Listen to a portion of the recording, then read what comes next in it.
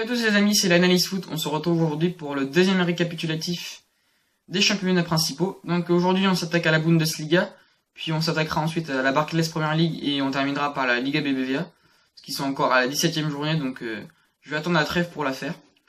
Donc là on s'attaque à la Bundesliga, donc on commence par le classement. En première place on a le Bayern Munich, 15 matchs gagnés, un match nul et un match de perdu. Ils ont juste perdu contre le Borussia Mönchengladbach, donc on va pas leur en vouloir. Ça leur fait un total de 46 points à la trêve, donc pour un championnat à 34 journées, c'est quand même plutôt pas mal. Si on compte, s'ils font pareil pour la deuxième partie de la saison, ça leur fait 92 points pour 34 journées. Donc franchement, moi je les applaudis s'ils font ça. En deuxième place, on a le retour de l'équipe de Dortmund, avec leur entraîneur. Je sais pas ce qu'il leur a fait, mais en tout cas, chapeau. 12 matchs gagnés, 2 matchs nuls, 3 matchs perdus, l'équipe d'Aubameyang. Aubameyang qui est le meilleur buteur de la Bundesliga, en passant. On verra ça tout à l'heure. Donc ça leur fait un total de 38 points. En troisième place, on a l'équipe de Salomon Kalou, Hertha Berlin. Une petite surprise quand même, avec 10 matchs gagnés, 2 matchs nuls et 5 matchs de perdus, ce qui leur donne 32 points. C'est l'ancien attaquant lillois, Salomon Kalou, c'est pour ceux qui le savent pas. En quatrième place, on a l'équipe que je vous parlais tout à l'heure, Mönchengladbach. 9 matchs gagnés, 2 matchs nuls et 6 matchs de perdus, ce qui leur donne un total de 29 points. En cinquième position, on a le Bayer Leverkusen, avec 8 matchs gagnés, 3 matchs nuls et 6 matchs de perdus, ce qui leur donne 27 points. Donc c'est une plutôt bonne équipe, l'équipe de Bernd Leno.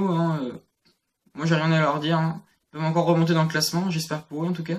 En sixième place, je suis un peu déçu d'eux quand même, c'est Schalke 04, avec 8 matchs gagnés, 3 matchs nuls et 6 matchs de perdus, 27 points, comme Leverkusen. Donc je pense que en tout cas j'espère qu'ils vont remonter dans le classement, parce que moi c'est une équipe que j'apprécie beaucoup, c'est l'équipe de Draxler, donc moi j'espère qu'ils vont remonter. En septième place, on a l'équipe de Bas Dost Wolfsburg, avec 7 matchs de gagnés, 5 matchs de nuls et 5 matchs de perdus, qui leur donnent 26 points. En huitième place, on a Mayence, avec 7 matchs gagnés, 3 matchs nuls et 7 matchs de perdus, ce qui leur donne 24 points. En 9ème place, on a l'équipe d'Anthony Modeste, l'équipe de Cologne, avec 6 matchs gagnés, 6 matchs nuls et 5 matchs de perdus, ce qui leur donne 24 points, tout comme Mayence. En 10ème place, on a Hambourg, avec 6 matchs gagnés, 4 matchs nuls et 7 matchs de perdus, 22 points. Donc oui, c'est un bon résultat. En 11ème place, on a le premier promu, Ingolstadt, avec 5 matchs gagnés, 5 matchs nuls et 7 matchs perdus, avec 20 points. 12ème, on est un peu déçu d'eux. Enfin, moi, en tout cas, je suis un peu déçu. C'est Augsbourg, qui a fait une bonne saison l'année dernière, mais qui se retrouve en bas de classement cette année. Donc, j'espère que pour eux qu'ils vont monter, Ils ont que 5 matchs gagnés, 4 matchs nuls et 8 matchs de perdus, ce qui leur donne 19 points. En 13ème place, on a le deuxième promu, Darmstadt, avec 4 matchs gagnés, 6 matchs nuls et 7 matchs de perdus, ce qui leur donne 18 points. En 14e place, on est un peu déçu d'eux parce que en tout cas, j'espère que leur attaquant meilleur donnera le meilleur pour la deuxième partie de la saison. Donc c'est Eintracht Francfort avec 4 matchs gagnés, 5 matchs nuls et 8 matchs de perdus, ce qui leur donne 17 points. En 15e, on est habitué ces dernières années, même s'ils ont déjà participé à la Ligue des Champions, c'est Stuttgart, 4 matchs gagnés, 3 matchs nuls et 10 matchs de perdus, ce qui leur donne 15 points. En 16e place, j'ai été quand même surpris c'est le Werder Bremen, 4 matchs gagnés, 3 matchs nuls et 10 matchs de perdus. C'est assez bizarre de les retrouver ici, l'équipe de Junuzovic. Franchement, je les attendais pas à cette place-là. J'espère pour eux qu'ils vont remonter dans le classement. Donc ils ont 15 points en tout. 17ème, là on attaque les relégables, donc c'est Hanovre, avec 4 matchs gagnés, 2 matchs nuls et 11 matchs de perdus, ce qui leur donne 14 points. Et le dernier, Hoffenheim, avec 2 matchs de gagnés, 7 matchs nuls et 8 matchs de perdus. Donc c'est fini pour le classement, donc on se retrouve tout de suite pour le classement des buteurs. Les amis, on se retrouve après classement pour le classement des buteurs. Donc on va commencer tout de suite. Premier, on a Pierre-Emerick Aubameyang avec 18 buts. Donc il fait une très bonne première partie de saison. Après, on peut pas trop comparer avec les autres championnats parce qu'ils ont que 34 matchs, comme je l'ai déjà dit plusieurs fois. Mais bon, pour l'instant, 18 buts en 17 matchs. Bon, même s'il les a pas fait les 17 matchs, enfin je crois pas, j'ai pas été regardé.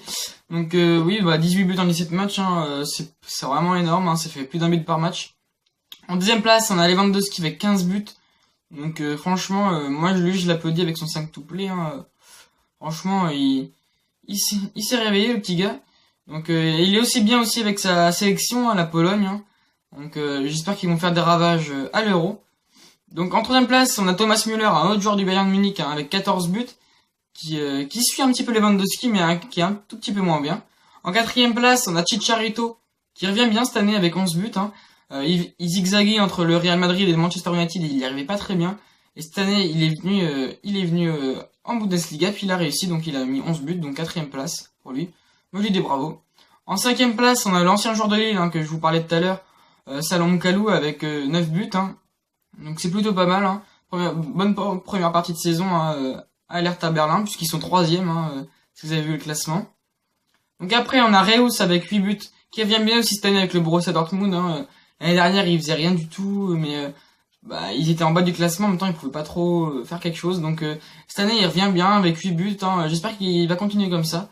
Donc après, on a Mali, hein, qui est un très bon joueur. Moi, je l'aime bien. Ce joueur, c'est un milieu central. Hein, je sais pas si vous voyez. Après, on a l'ancien meilleur buteur du championnat, Meyer, de l'Eintracht Francfort. Bon, ils sont pas très bien cette année au championnat. Ils sont plutôt dans le bas de classement. Mais lui, il arrive quand même à se maintenir avec 7 buts cette année. Donc c'est très difficile pour lui.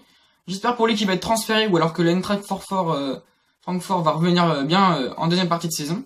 Donc après, on a le premier français, Anthony Modeste, qui a 7 buts, lui. Donc moi, je lui dis bravo. Hein. Anthony Modeste avec Cologne, là, il fait du bon boulot. Et en 10e place, on a Nuto avec 7 buts. Bon, après, pour les Français, on a aussi un autre joueur qui est Jonathan Schmidt, qui joue à Hoffenheim. Il a mis 4 buts. Ouais, après, il n'y a pas énormément de Français. Bah si, il y a Kingsley Coman qui a mis 2 buts quand même. Donc ça, il faut le souligner.